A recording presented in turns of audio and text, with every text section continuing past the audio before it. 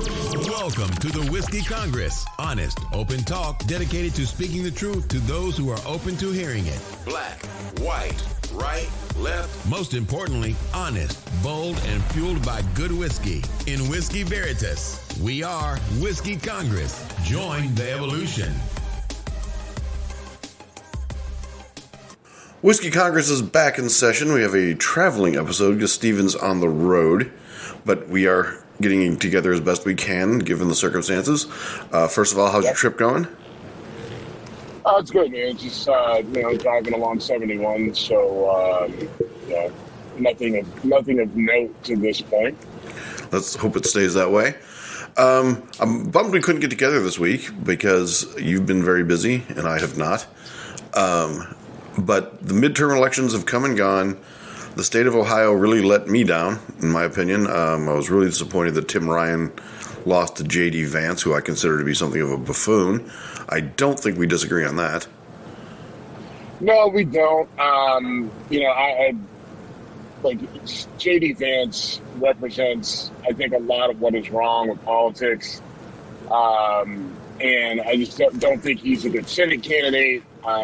He legitimately has a bad track record of just being disingenuous with some of the things that he's done, both inside and outside of politics. But, he won. The one thing I would want to talk about with Tim Ryan is the narrative on him. A lot of people saying, oh, Tim Ryan didn't spend enough time amongst, in the urban core, amongst black people. We didn't see him in enough black churches, which, whether he did or he didn't, I think is not really, it doesn't really matter. Because if you look at where Tim Ryan won, right, he won Cuyahoga County, he won Franklin County, he won Cincinnati, so he won Cleveland, Columbus, Cincinnati. He didn't win Mahoning County, and he didn't really win many counties outside of that in Ohio. And I think a big part of that is, if you look at the state, where he won, he actually won the urban centers, right? But he didn't win, farmland, and he didn't win, the areas that are mostly white, right? So I just think it's really interesting, the narrative that's being put out about Tim Ryan, what he did and didn't do, and its overall impact, right? Because whether he goes to those black churches or not, he still won those counties where, that are majority black and dominated, right? So to say he didn't spend time there, well, it seems like he really didn't need to, and it just seems like he just wasn't going to win a lot of these places that Ohio has just proven to be a red state. And a not particularly bright one either. Just the way that they've kind of the state itself has fallen in line with Trumpism and MAGA. Seeing a guy like J.D. Vance and thinking that he's actually a viable candidate for Senate just kind of tells you where we are as a state. The fact that Jim Jordan continues to get elected, again, shows you where we are as a state. There was that guy, J.L. Murkowski or whatever, who was going up against Marcy Chapter, who was actually, that was in our region. I'm not sure if you were kind of cut out of that or what, based off where you live compared to where I live. But I actually had to vote for or against that guy. And he was a really extreme Trump candidate that was so bad that Republicans stopped putting money towards him because he had the whole stolen valor thing where he said that he was in Iraq, and then it's like, yeah, but everything here says you never left Qatar, and, he lied about his service and everything else. So he was one of the few red candidates that didn't win in Ohio. So apparently stolen valor is the line in Ohio. I would say, so there is a limit to what will get you not elected. All right. I'm very curious to hear your take on this because this midterm election, in my opinion, flew into I don't know how to say this, colliding things that would typically be your stance. Not trying to set you up, but basically you have been the champion of this slogan that there's no moral victories in a 1-versus-1 election. You win or you lose. Moral victories don't mean shit. Is that fair for me to say? Yeah, yeah. That's. Is this an exception? Is this a what? Is this an exception? No, it's not. I mean, look. The moral victory here is that in the midterm elections, where you've got really high inflation, a presidency that's been fighting uphill since it got in. The moral victory here is that they didn't get whitewashed and lose the Senate and the House. Now, my prediction is that they were going to lose both. And it looks like we know that they will, at minimum, have 50. The Democrats will have 50 seats in the Senate, and depending on what happens in Georgia, they may get 51. And if they get 51, that essentially neutralizes Manchin and Sinema, which is that's just a flat out win if you get that. If you don't, then it ends up a push. And look, a push is a push, right? Like, it's not a win, it's not a loss. It's just, you're in the same spot that you were in the Senate, and we can't anticipate much happening. You likely lose the House. You could still win it with a few surprises, but you do lose the House. And I think my issue there is, like, a lot of people are saying, well, we may have lost it, but they don't have a lot of control, right? Like, there's not a huge margin, but you still lost. Like, you don't have control. You lose control of committees. Kevin McCarthy likely becomes the Speaker of the House. There's even, Marjorie Taylor Greene is making a push that she should be Speaker of the House. And so, I think that that's a loss. And I think that, the downside, because you lose the House, right, it's just going to make things even more difficult for Biden to move his agenda forward. And, you haven't, you didn't get blown out. But congratulations, but you're not really in a position where you're going to be able to do much. Because if you had a 51 seat majority in the Senate and you maintain control of the House, that's a huge win. But if you lose control of the House and you've got 51 seats in the Senate, well, you're still kind of in this situation where you've kind of got gridlock, not much happens. And, again, congratulations, you didn't get blown out, but there's still not a whole lot you can do. Now, again, you are still able to play defense to a degree where the MAGA Republicans can't do all the things that they want to do or much of anything that they want to do, but you can't do much either. Great. More gridlock. It's exactly what we need in our government. Right. And it's just, so now the question is, although the one thing, like, if you've got a 51 seat majority, you do have some control over,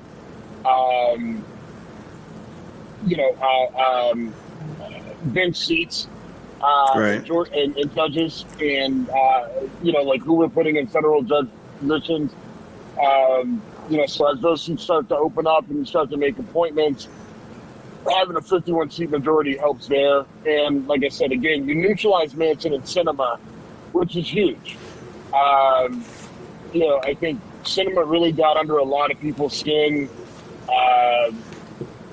just because I think they threw so much support behind her initially, and then she turned out to be who she is.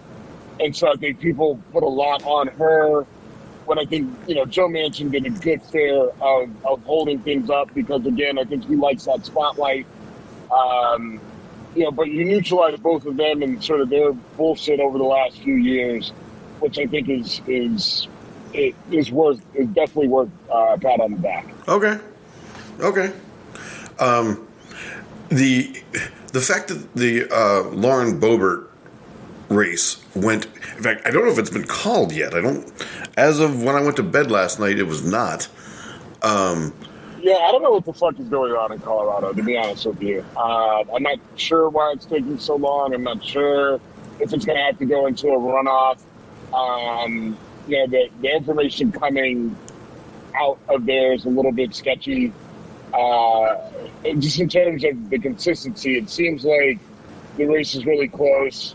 It seems like Lauren Boebert might have a slight lead, but it also seems like it's close enough to where there will be either a recount or a runoff. I'm not sure which. I don't know what the Colorado rules are for this sort of thing. So, and that's frustrating about, voting in 2022, right? I think they're one of the things that's frustrating is that we're in this stage, and it feels like there's a way to do these elections where, we should know the results 48 hours after the election, right? Election day is Tuesday. It's now Sunday after, and don't have votes across the board. And I can't say, well, just be patient. Yes, but the problem is that because it takes so long, we've got people out there that are using the time that it takes to kind of catch up as a way to inject this concept of fraudulent elections, right? Like that's what happened in 2020. That's what, really fueled a lot of the Trump team and their bullshit and their lies about the election. And they're being cautious on whether they do it this time around or not, because in a lot of these races, they're probably going to come out favoring the Republicans, right? Right. It's really interesting how the Republicans are being real quiet about what's going on in Colorado right now, because they feel like she should probably win it, and as long as they kind of keep their mouth shut, it shouldn't be an issue, right? And so it's interesting how it's fraud if the wrong people win and it takes too long, but the system worked if the right people won and it takes too long. That was essentially the gist of the Saturday Night Live opening last night, was Carrie Lake out in Arizona with, the system worked. Oh, now you're behind. The system's corrupt, and just flipping that 5-6 times in a row. But yeah, it's funny when you have to balance that line, or toe that line of everything's corrupt, nothing's fair. Oh wait, I won. Then everything worked great, and America has spoken, and yet they get away with that, and that brings us right into Trump and DeSantis, who are already starting their little skirmishes. I think there were people. Hold on. DeSantis hasn't done really much of anything in the way of Trump, right? Jim, I've been talking about these two kind of colliding probably for over a year now, right? If not longer. We actually held off on talking about it on the show for a while because we thought we'd be jumping in too soon. But yes, you've been saying this for a while. And so I think it's interesting to look at how this is going down, and I just want to make sure that we capture it and frame it accurately and don't get caught up in the national narrative, right? Because I think that there is something unique happening here, and it's interesting to watch it unfold, and I can't tell you what the driving force is or the why behind it. But so Donald Trump clearly sees DeSantis as a threat, right? Sure. Donald Trump wants loyalty and fealty from the Republicans. He feels like he's the reason why so many of these Republicans have gotten elected. He's said as much, right? He's even taking credit for Ron DeSantis being elected governor the first time around when he beat Andrew Gillum, saying that there was widespread voter fraud going down in Florida. And then Trump sent the DOJ and FBI agents down to Florida. The fraud stopped, and Ron DeSantis won. Right? Now, I think that's really interesting that it's the first time anybody's really hearing of this. I think it's really interesting that he did that and the DOJ arrested no one, and that there was no national story about this, that there were no indictments, there were no arrests, there was no nothing. But Trump is throwing it out there that he saved the day for Ron DeSantis. Interesting. And, like Trump went out and said it called Ron DeSantis Ron DeSanctimonious and all this other stuff. So it's really Trump is launching his attack on Ron DeSantis because Ron DeSantis didn't come out and thank Trump and acknowledge him and everything else. And what Ron DeSantis is doing is literally just saying, look, it's storm season down here in Florida. I'm worried about, getting my constituents what they need. I just, fortunately was reelected. I'm focused on that. I'm focused on what I'm, doing what's best for Florida. So Ron DeSantis is doing exactly what I figured that he would do. There's no reason for him to engage Trump right now, right? But Trump, if he was smart, he really wouldn't engage DeSantis right now, but he thinks that he's getting out ahead, and so he's starting to attack DeSantis. He's trying to build up, or he's trying to kind of take away from DeSantis. He's trying to take away from DeSantis' credibility. But really what he's doing is, I think he's feeding the beast that is Ron DeSantis. I think Ron DeSantis is going to take all of this, everything that Trump is saying and doing right now. I think he's going to look at Trump's overall record, the good, the bad, and the ugly. And I think DeSantis, when it comes time to make his announcement that he's running for president in 2024, and when they go into debates, right, because Trump's not going to be able to avoid debating Ron DeSantis. And if the Republicans are smart, instead of lining up a bunch of people to run against Trump like they did in 2015, where, you had 8 or 9 people and they had so many people that they had to have literally, debates over the course of 2 days. I think what they should do is put all their money kind of behind one or the other. Right? Either split the party, go between Trump, some of it go behind Trump, some of it go behind DeSantis and kind of let them fight it out for dominance, or just say, all right, we're going to go all in on DeSantis because we need to push Trump out, or vice versa. Right? But either way, I think you let those two fight it out and you see what happens. And I think what ends up happening ultimately is that I think DeSantis ends up beating Trump, because you can't out-Trump Donald Trump, but Ron DeSantis can do enough of what Trump does, but then say, look, I don't come with nearly the same baggage that the other guy does, right? Like, we believe in a populist movement, we believe in a lot of those similar things, but I don't have my annoying kids all over the place. I don't have the divorces. I don't have the dumb things that this guy has on his track record. Also, I'm not an idiot. Right? Like, this guy can't prove to us that he's not an idiot, right? Like, and he continues to do really dumb things. Me, on the other hand, I don't have any of that. But, and I think that's how he ends up winning.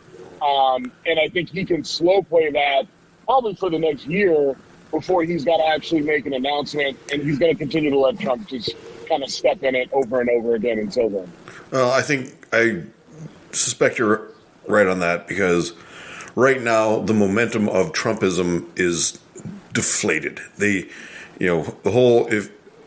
Trump used to brand himself a kingmaker, and that did not come true here. And so there's where the whole what's a moral victory and what's an actual victory kind of becomes a discussion, because from the world of Trump, he's getting blamed a lot. Fox is kind of running away from him.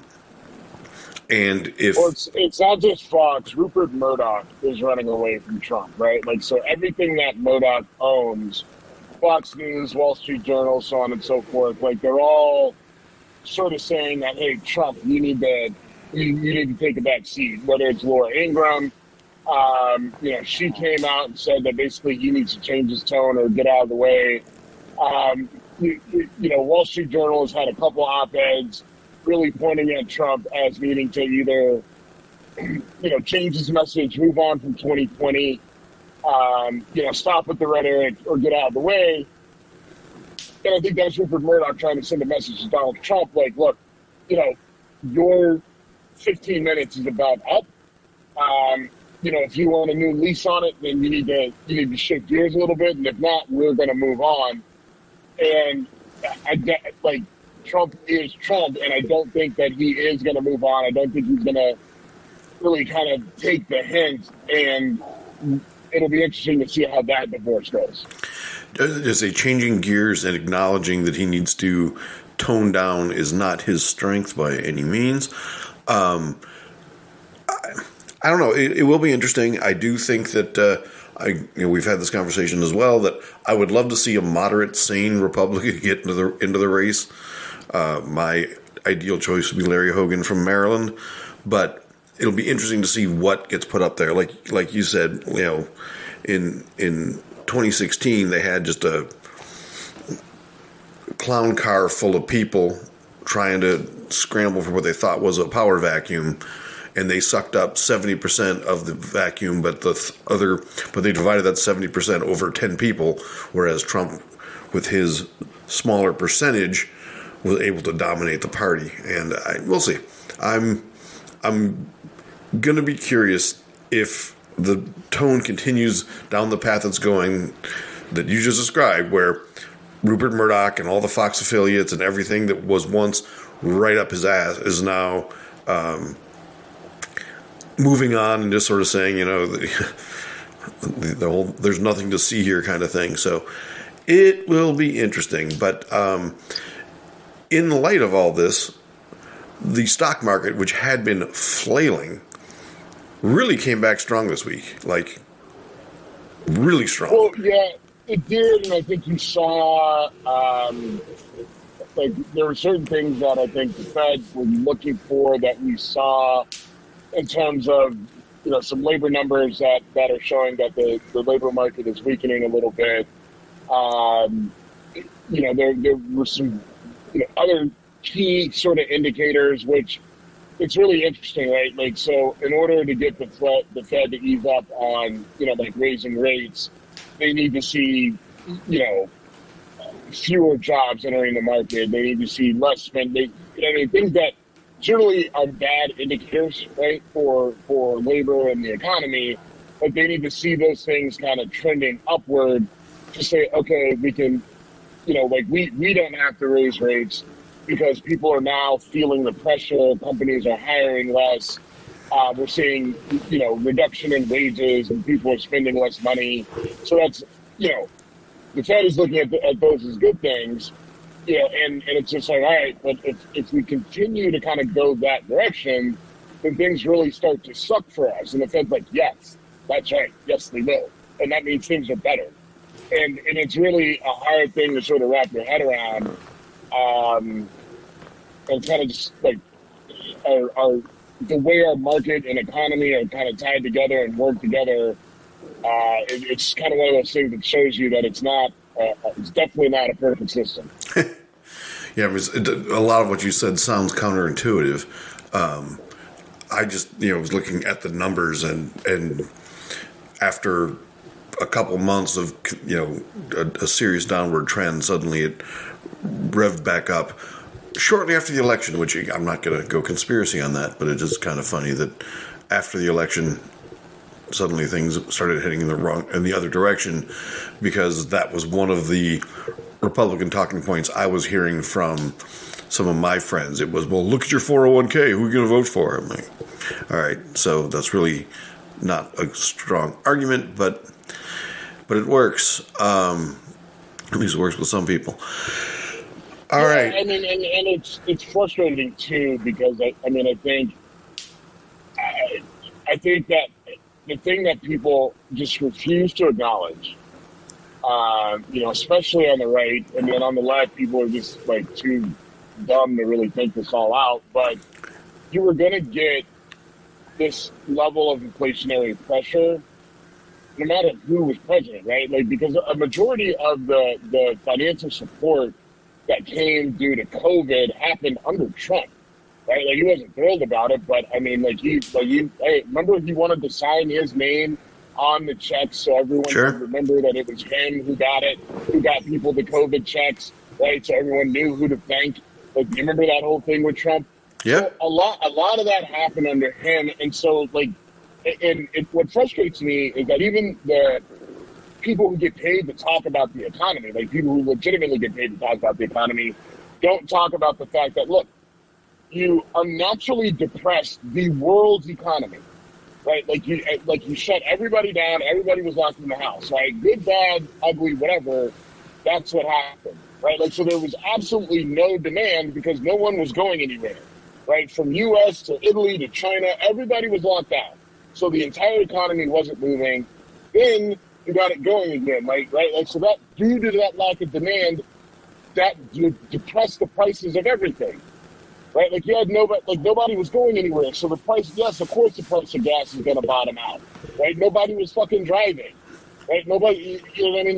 Like you only had a few, like you had truckers, like they were the only ones who were getting things across. But then, right, like you had so many of those guys who got COVID, who died, or what have you, that they couldn't move things the way they needed to, right? Or you just ran out of people because you only had so many people who could work on the docks and the shipyards and get things moving across the country. So then you start to see the supply chain issues, right? Like that wasn't because of Trump or Biden. That was just because of the overall situation of COVID, that you had this unnatural depression of the economy. And then people start to go back to work. And then all of a sudden there's demand again, right? And yes, there was some money injected into it, so people had some money to spend. But ultimately, you had all these factors that depressed the economy and then pumped it back up. So yeah, there was going to be inflation no matter who the fucking president was. And the idea that people aren't really looking at this and say, oh, well, it's because of this. The inflation is happening because of this. Like, no, we know exactly why. It wasn't policy from Biden. It was this whole fucked up situation, right? Like, just trying to, like, outthink this and be the smartest guy in the room. Like, sometimes the answer is fucking obvious. You're 100% right, and I share frustration with trying to explain. It's not even that they're that complicated of issues, right? I mean, it's one thing when you're talking about the environment, and there's a whole bunch of, intermixing factors here. You just spelled out in 5 minutes what caused these things to happen. We were all alive and aware and paying attention to all of it while it was happening because we had nothing else to do, and yet you can still spin the narrative that, well, if Biden just did this, well, okay, fine, whatever. But the fact that argument didn't end up, giving them the overwhelming red tsunami that they were calling for, also says that their messaging wasn't great, and that kind of brings us full circle on, are you backing Trump or backing reality? And it'll be interesting. Yeah, and I think part of their. You still there? I'm here, yeah. Oh, okay. I think part of the issue, too, the Republicans, is that some of their candidates were just so bad and unelectable. Now, I thought J.D. Vance was one of them, but Ohio proved me wrong. But, I mean, I think we saw in a lot of instances that the GOP put some people out there that even the most ridiculous of our electorate were just like, yeah, we can't vote for that guy or woman, right? Like, they're just too far out there. So a lot of your extreme election deniers and people who may have even been at, who had been involved with January 6th, or people who have come out and basically said that, look, if the Republican doesn't win, then we're going to, challenge every aspect of the election. Like, a lot of those people did not win. I think almost all of them who were running for Secretary of State, governor positions, were not successul. And that shows some redeeming qualities in our electorate. But you still had, like, Marjorie Taylor Greene kept her spot. Herschel Walker's in a runoff. J.D. Vance gets elected in Ohio. Jim Jordan still is elected in Ohio. You got a few other people out there. Carrie Lake, her race is close, although it looks like she's going to lose as well. There are some signs out there that we're not quite fully out of the woodwork, but it feels like things may be turning away from the ridiculousness that is Trump. But I think that he did start a movement where they're just like, all right, we can't be as ridiculous as Trump and the people who worship him. right? The sycophants who have pledged fealty to him. But we can take some really key pieces of what he was saying and what he tapped into, throw a suit and tie on it, clean it up a little bit, and still be able to keep the base. Even if we lose a small percentage of the most extreme, we may be able to pull some independents over from the left if we tone things down a little bit, which is where Ron DeSantis comes in. Right. I was if you make me finish or complete the circle, I will. But you just did it. Yeah, I mean, and I think that's, and what I think is going to happen is that the Democrats, I think, are going to kind of fall asleep at the wheel. And look at what we just did. Right. It was supposed to be a red wave, but it was more of a red dribble. Yeah, we lost the House but not by that much, and we have control of the Senate. So things are back to normal, and we're good. And then I could easily see the Democrats completely fumbling 2024, losing to a Ron DeSantis, losing control of the Senate, maybe retaking the House, but, really being at a disadvantage at that point. I want to say one thing about the Georgia race. If I'm Raphael Warnock and I'm looking at this saying, I couldn't get 50% of the vote over this guy, are you fucking kidding me?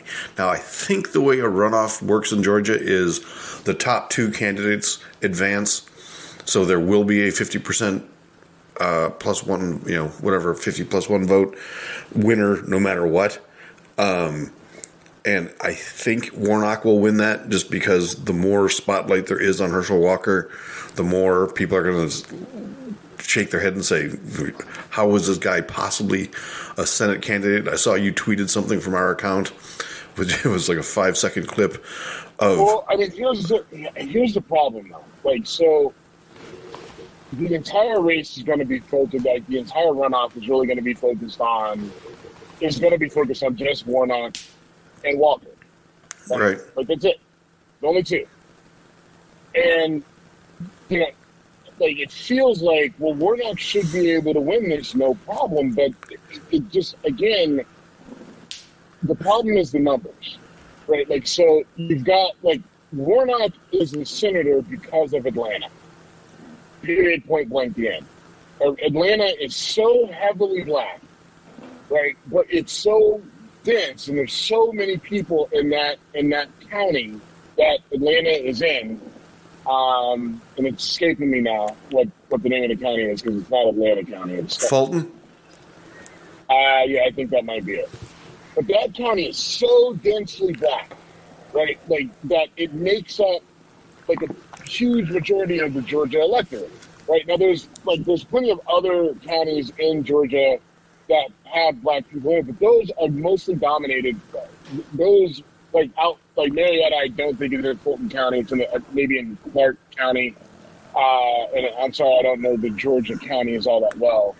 But like, so you have pockets of black people in other places, but most of the state is dominated by white people outside of Atlanta and white people that are leaning heavily towards not only Republican, but the MAGA Republican direction, right? Like, again, you've got Marjorie Taylor Greene elected in that state. Right.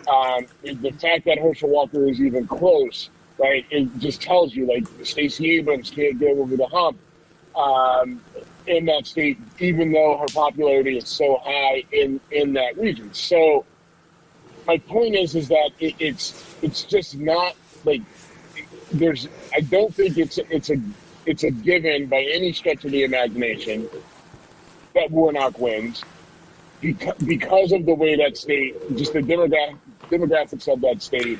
And I think Atlanta and that county and that region is what's going to have Warnock in it, obviously. But the question then becomes, it's really the common sense middle, right? Does the common sense middle exist in Georgia? And if so,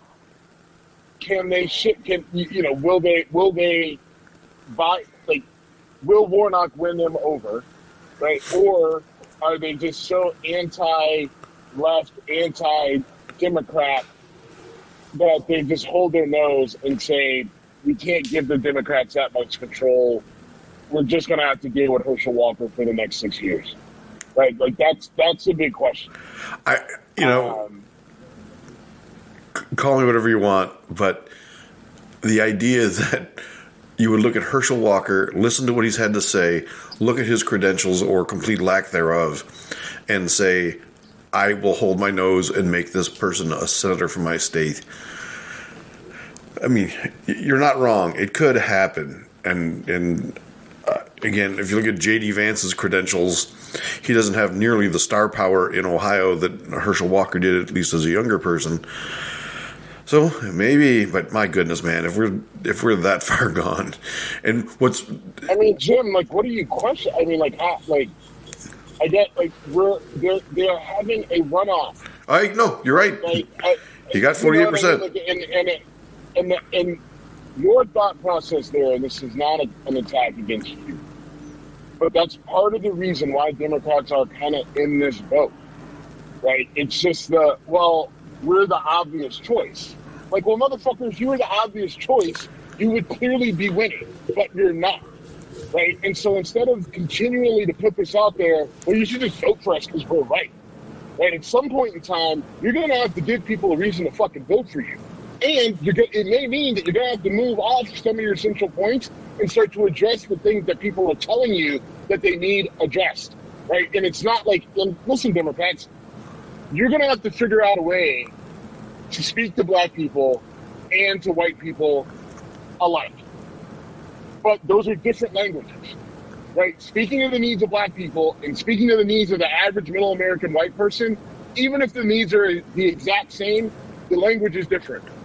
And at some point in time, Democrats are going to have to figure out how to speak those languages, right? Because as much as the average middle class white person wants to say, dude, we got more in common than we do apart. We just don't like y'all Negroes. Like, well, what the fuck? So at some point, you're going to have to figure out how to talk to white people who are in the exact same situation as middle class black people, but yet appeal to black people and appeal to white people, because those are just two different things, right? And no one has really figured it out, because the Republicans have just been like, well, we just won't talk to black people. Fuck them. Right? We might get a few stragglers, but fuck them. We're just going to talk to white people.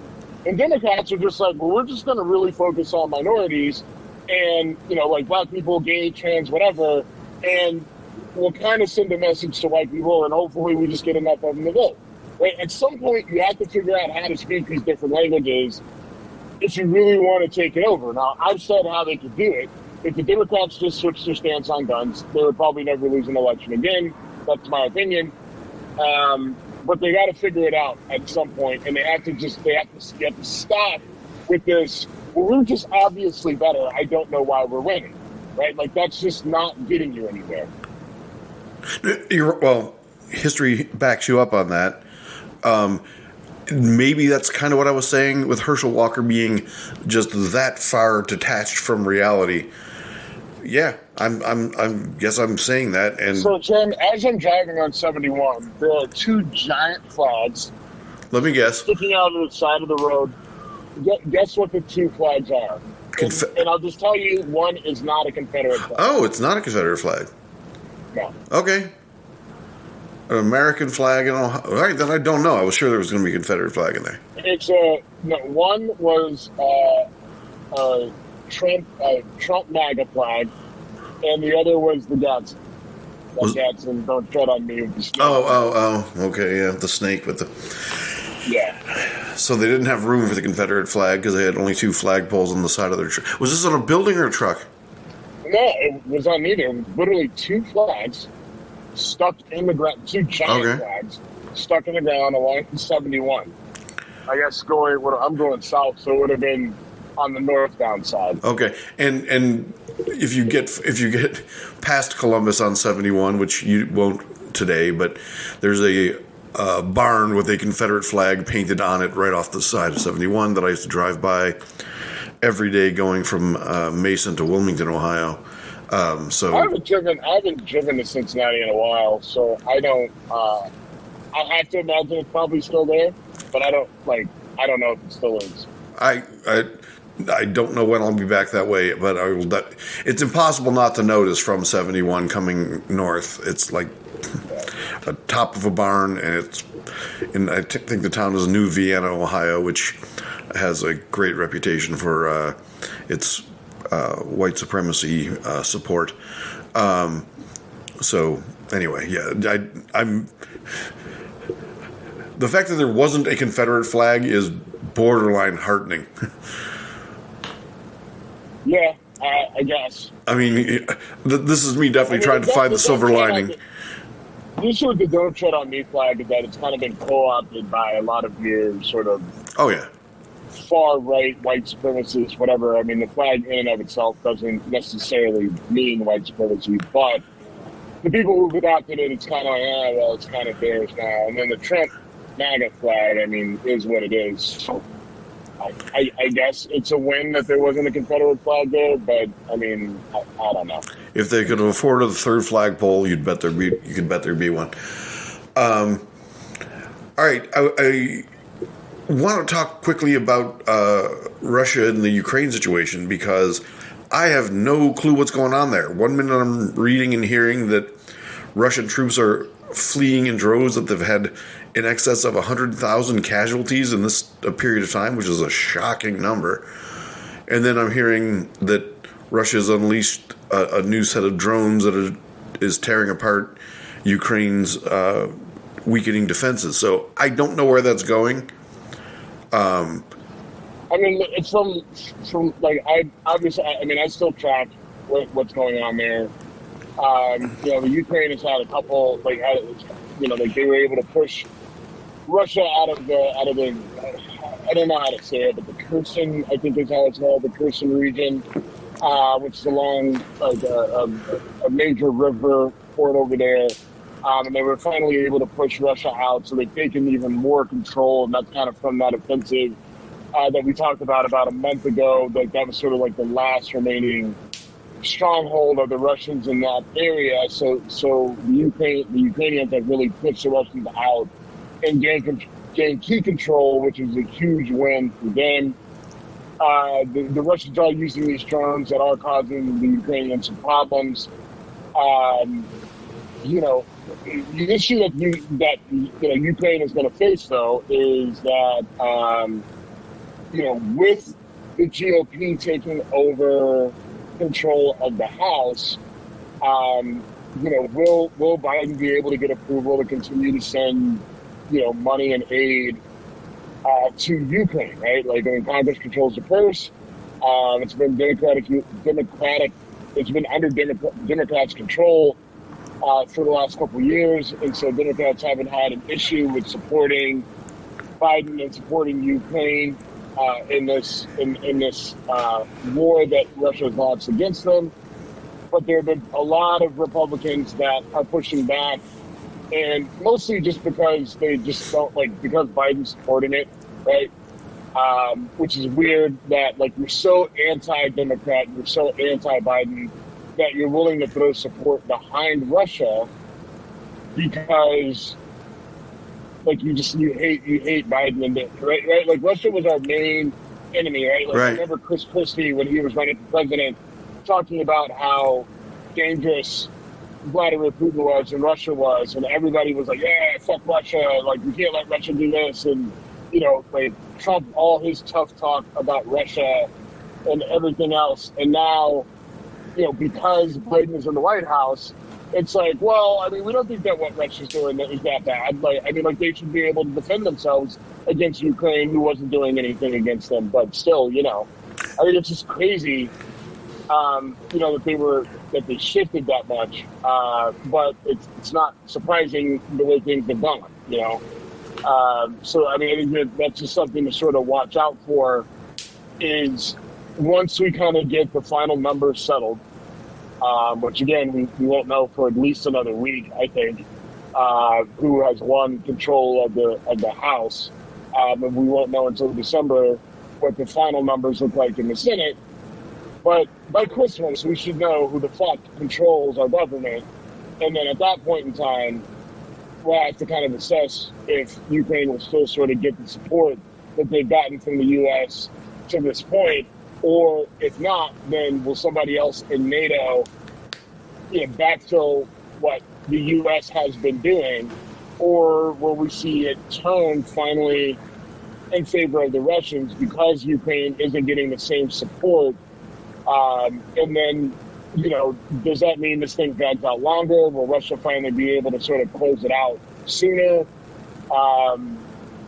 I don't know where this goes. Right? And it doesn't feel like it's going to draw to an end anytime soon. I mean, I can only imagine what it's like to be in Ukraine in the winter with a damaged utility structure, with your infrastructure as badly damaged as it has to be. Now, I will say that I'm very comfortable predicting that U.S. armaments will continue to go to Ukraine because they're controlled by defense contractors who may, on the surface, be far right-leaning, but they're purely about the dollar and continuing to be able to send. I agree, but you got to wonder for Republicans. Republicans go as far as to say, "Look, man, just hold your dollars. We'll figure it. We'll get you other contracts." But for right now, we really need to fuck Biden over. And to fuck Biden over, we need Ukraine to take this loss to Russia. So just hold tight, and we'll figure out something. Like, I don't trust him at all, and I could easily see him doing that. But maybe you're right. Maybe greed and money now wins, and the support still continues to flow to Ukraine. And they're able to still defend themselves, right? And eventually push Russia out. Yeah, my suspicion is that money wins in the short term. I don't think there's any, we'll take care of you down the road. These guys don't. Yeah, I mean, we'll see. Again, I think it will, determine what the numbers are and how much control the Democrats have there. But no, I think if the Republicans have control, you're going to see a lot less aid flowing to Ukraine, and we'll see how that impacts their ability to continue this fight. We'll see. We'll see. Staying on that part of the world, Brittney Griner's situation has gone from awful to substantially worse. She's apparently being moved to a penal colony. I can only imagine what that's like, but I can confidently say it's not a good situation. And I'm also going to imagine that any ability we have to keep track of her health and well-being will essentially go to zero. So we said we would stay on the Brittney Griner story and we wouldn't stop talking about it until there was no reason to keep talking. And I don't see, to me, this is a turn that is so much for the worse that I'm afraid that we might not see her again. Yeah, I don't think he will. It's a really sad situation. It's awful the way that she got used here, but I think she kind of put herself in this situation. I still think she got set up, but at the same time, it looks like she did take the vape cartridges with her. Everyone's saying, "Oh, it was an accident. It's incidental." Look, as a person who travels in the U.S., he was very anti-weed. I made sure that I didn't have anything on me to cause an issue. You went blank. You went blank for about 3 seconds, but you were saying you went to cut her, I'm guessing. Oh, yeah. I'm just saying that when look, I travel a lot. I take a vape in with me when I go places. But when I was traveling to a foreign country that I knew had very strict laws against it, I made sure I didn't have a single thing on me. And so it's hard for me to buy into this argument that she just wasn't thinking right? Like, I mean, especially with the amount of time she's played in Russia, but there's also this world where they probably let her get away with it until they decided not to, right? Like, that could also be in play here. But either way, I as much as I don't think that this is right. I think that this is absolutely just a travesty. But, when you're dealing with places like Russia, right, knowing their track record and their history, I think of all the places to get a little loose with the rules when you're going to visit there, I just don't think that that's the place to do it. And it's just a hard lesson that she now has to endure. And as much as I feel bad, like they're like what the Russians want in return for her to get her out of this is a price that we as a country just cannot pay. Because I think the person that they want will like, and I hate to say this, but there's a chance Brittney Griner could die in prison there. You let that guy out that the Russians want, and a lot more people die unnecessarily because of it. And that can't happen. And, it's not because I hate black women. It's not because I hate lesbian people or people that are queer or whatever, or that I hate the WNBA. It's not any of it. I hate that this is the situation, but this is not a game. And this isn't some feel-good story. It's people's lives on the line. And Brittney's one is not worth, I think, the thousands that could be at risk if you let the other guy out. So no. It's unfortunate. And if this is the end of our conversation about Brittney Griner, it's a very, very sad ending to her story. I hope she's able to make it out on the other side. But this is I don't know what else we could do for her. Well, I mean, bargaining her for Alex Ovechkin remains my main strategy. The guy that they want to release is a former gun runner. The book was written about him that led to the movie Lord of War with Nicolas Cage, which ironically is a Ukrainian character in the movie. But he's a bad guy, but I wonder, after however many years of being out of circulation, can you jump right back into the gun running game? I hear what you're saying, and on a lot of levels, politically being one of them, you're right. But it just, seeing the situation deteriorate the way it has really been sad, and I don't see a happy ending to it or a good ending to it. So I don't know if we're disagreeing or not, but we're definitely agreeing that this is a bad situation. Again, you and I had said from the start we would keep it in the context of our show. And this might be the last time we talk about it for a while because we might not know anything, and that is easy for me to say. It's going to be, in the reality, it's going to be a couple weeks before you can even figure out where she is. Couple weeks, couple months.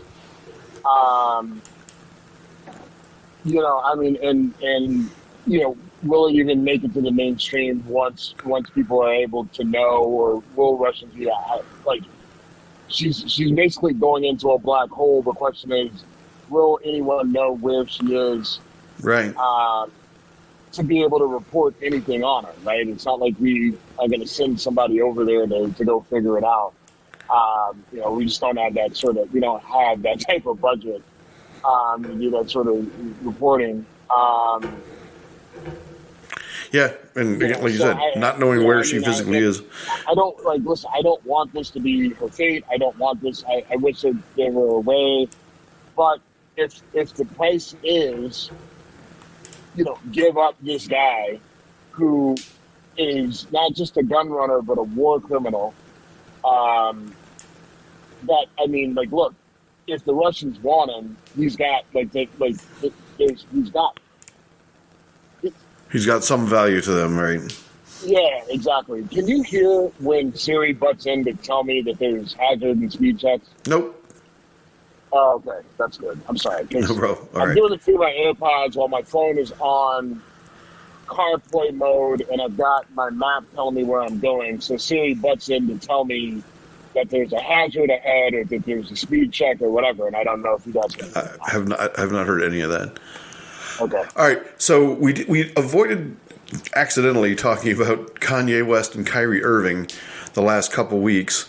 So we didn't avoid it. We just forgot it one week, and then we were unable to make things work last week. I kind of want to throw that ball into your court. No pun intended. All right, so we start with Kanye, right? Like, Kanye comes out with these really strong, Jews control everything, and I'm not going to let them control me, and blah, blah, blah, yada, yada, yada. Right? Now, look, I think you have to balance between, like, reality and conspiracy theory, white supremacist bullshit. The reality is that there are a lot of Jewish people that have risen to power across all sectors, right? Like, so business, media, Hollywood, whatever you want to call it. Sports teams, sports leagues. That is true. But I think the reason why that is that there's multiple factors, right? After World War I and II, you've got the Jewish state that gets propped up by the Western world. We form this allyship with them to be our democratic partner in the Middle East, where they are really the only democracy in the middle of a number of Islamic states. And so there's certain protections that have been afforded to Israelis. So you look at how they're able to rise to power in that region of the world and on the world stage, and you see it. You also see their, again, rise to power in business and across the U.S. And listen, a lot of that is just that, when Jews came into the United States, they stuck together. They used, each other to prop each other up. Like, they would buy from each other. They would shop at each other's stores and shops and markets. And, they would kind of create this economy, like this ecosystem. And then other people, would get pulled in, and that would kind of prop everybody up. And then eventually you have people rise to power.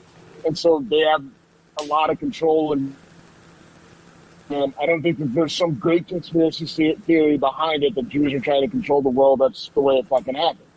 Now, Kanye and Kyrie come out and say Jews control everything and blah, blah, blah, yada, yada. And then there's a big backlash, right, where, Adidas drops Kanye, right, where Kanye is just like, I can say whatever I want. Adidas can't drop me. And then Adidas comes out and they're just like, we're dropping you, right, which is one of the more kind of funny situations that have fucking happened. Because I think, like, and a lot of people don't, like, listen, Adidas is a fucking German company, people. Right? Like, I mean, like, what? Like, Jews don't control Adidas, right? Like, I mean, you can say whatever you want to say about Jews controlling everything. They don't control Adidas. And yet, Adidas fucking drops them, and then they're just like, all right, we're going to just continue with the Ye line and just not use Kanye. But people have been turning and looking at, like, Kanye's losing all this, he's losing all these partnerships because of his anti-Semitism. Thus, that proves, right, that the Jews rule everything and that he was right. Or Kyrie is getting suspended from Brooklyn, right? Like, the Brooklyn Nets are owned by an Asian guy, right? Like, he's a majority owner, and then the rest of the conglomeration, but like, he's an Asian guy, right? And then Nike, they're just like, Nike is owned by Phil Knight. I'm pretty sure Phil Knight is not Jewish, right? They're just like, look, we just, like, it's a bad vibe, everything you're doing. But people are saying that because these two are losing their, all their various partnerships and everything, that's a sign that they're right. Well, here's the deal. If you have black owners, right, in the NBA, right, if I were a black owner of a team and I had a white player running his mouth, right, or if I were a black owner of a league and I had a white player running his mouth about black people in general, right, that was just all negative, then yeah, I'm gonna punish that player, right? It's just like, fuck you. What are you doing, right? Like, so, I mean, I think if you want to say that they're in control of everything, and so getting punished for criticizing them proves you're right, I think that, like, if the shoe was on the other foot, then a lot of people who are criticizing what's happening to Kanye and Kyrie, like, they would want the same sort of thing. That, like, to put it to a better way, like, the same people who want Kyrie and Kanye to, I don't know, who are against him being punished for what they say, I would say people who come out very, very aggressively against anyone who criticizes anything that black people do. Right? So it's a weird sort of double standard that they have. And I guess to my point, wait, I don't have an issue with Kanye and Kyrie getting punished for the shit that they say, because, like, look, I mean, at the end of the day, like, you work for these different groups, and you can't just say whatever the fuck you want. Right? Like, there's a fucking price to pay. Whether what you're saying, like, what they're saying, maybe it's right, right? Like, maybe, you know, Jews have a disproportionate amount of control in sports and entertainment, but they do have the control, and you just said it, and you just got fired. So I don't know what the fuck you want. Well, this goes back to when people say it's a freedom of speech issue. Freedom of speech does not mean you get to say whatever you want without consequences. It means you won't get put in jail for what you say. But companies that you represent have every right to say the things you said hurt our brand. Frankly, all they care about is the financial aspect. So when that hurts them, and so, like, a lot of your black thought leaders are really upset about this, because their response is, well, when people say bad things about black people, they don't get the same sort of heat that Kyrie and Kanye are getting, and that's not right. Like, if you attack, like, the way people get punished for attacking Jews and being anti-Semitic, people should take that same heat for being anti-black. And while, like, look, that's a strong argument, fully agree, except for you don't have enough black people with control to really enforce that sort of punishment. That's just the reality. We don't own teams in the leagues. We don't own enough studios, right? Like, you got Tyler Perry, right, and LeBron, right? Like, who own, you know, major production studios, right? But we don't have the power in the actual positions of power to inflict that sort of pain. Right? They'll go, well, we have numbers, and there's power in numbers, and we need to show our power and our dollars. But again, like, with where we are with the global society and with social media and everything else, like, it's just the old boycott, and, you know, we're just gonna, like, it doesn't work. It doesn't work for anybody. Right? It didn't work for conservatives when they tried to shut down the NFL because they were mad at Colin Kaepernick. It didn't work for black people who were mad at the NFL because they wanted to shut it down because of Colin Kaepernick, right? Like, that shit doesn't work anymore in 2022 and 23. Well, right? Like, that's just not how you get shit done. Well, boycotts. All the people who burned all their Nike shit because they were mad at Nike because Nike went woke, and then they fucked around and made Nike stocks go even higher, right? Like, that shit, you know, like, that voting with your dollars doesn't work anymore. You're gonna have to figure out another way to impact these corporations. Well, I would say this. I disagree with the voting with your dollar doesn't work, because in the cases you described, no one really voted with their dollar. Yeah, people burned products that they already had, and maybe they stopped buying new Nikes, but other people filled in that gap. The NFL, we've had this conversation before, like, everyone who says, I'm going to quit the NFL, stands their ground until the season starts, and then they really like getting drunk and watching football. Or they don't, right? Or they do stand their ground and are really shitty and pissy about the NFL. But then they come to find out that so many other fucking people enjoy and like it that it doesn't fucking matter what they do. And they either say, all right, well, that didn't work, and they go back and watch it, or they're just bitter and they have to tell you on social media all the time that they don't watch the NFL. And then people like me are just like, well, I watch it, I know all the stats, and fuck you. Right, but there's and the NFL made $2 billion more than they made the previous year, and they're going to continue to do that because the NFL is fucking king. And now I'm rooting for the NFL to win out of spite, purely out of spite for the people who decided that somehow the NFL was the reason why this country is a fucking train wreck. Right? It's not the laws. It's not all the other corporations that are abusing black people and black dollars. It's not the government. It's not anything. It's the NFL. That's the big problem. The NFL isn't the fucking problem with the United States. Right? We got so many things that are feeding the problem that the NFL is on the way, way bottom of the list of things that are fucking up this country. Right? So for all the black people that want to get out there and get all pissy about the NFL, right? Because, they don't care about black bodies. Those black bodies are making millions of fucking dollars, and a lot of those guys that are getting out now, right, are way ahead of the guys who were getting out 20 years ago, and those guys literally have the power, now the financial power, to literally change entire sections of the world with the money that they make. So why the fuck would you want to cut that off? Right? Like, that makes that is literally cutting off your nose to spite your face. Of all the fucking fights to fight to get this country right, the idea that you want to take down the NFL because they didn't treat Colin Kaepernick the right fucking way. Mind you, Colin Kaepernick is doing just fine right now, by the way. But for having that be the reason that you want to take down the NFL makes no fucking sense. Right? There's a lot of issues with the NFL and the ownership, and there's plenty of racism there. But that's not your problem, right? There's plenty of good that comes out of the NFL and what a lot of those players do individually and what a lot of the teams do for the places that they're in, right? Whether it's through philanthropy or just through the amount of the jobs that they create. The NFL isn't your problem. Right? There's way bigger fish to fucking fry than the NFL. And I think it's absolutely ridiculous to people who want to go after it because it's jealousy and greed. People don't like who is making the money, right? For white people, they don't like the fact that it's the black athletes that are making all the money. And for black people, they don't like the fact that it's the white owners making the money. Stop being pissed at people making money. Start being pissed about the things that are actually holding you back. Well, I don't think this is a counterpoint to you, but it's a different point that they're not doing it. No one backs up their words when they're saying, I'm going to give up this thing that I loved because of a guy taking a knee or a rich white guy doing whatever. I mean, Daniel Snyder is probably going to get forced out of ownership in Washington. And does anyone who cares about that team care other than that Daniel Snyder's a douche who did a terrible job running a team? They don't care about his behavior. They're not going to stop watching their team because of the behavior of their potential former owner. If they're going to stop watching, it's because they put a lousy product on the field.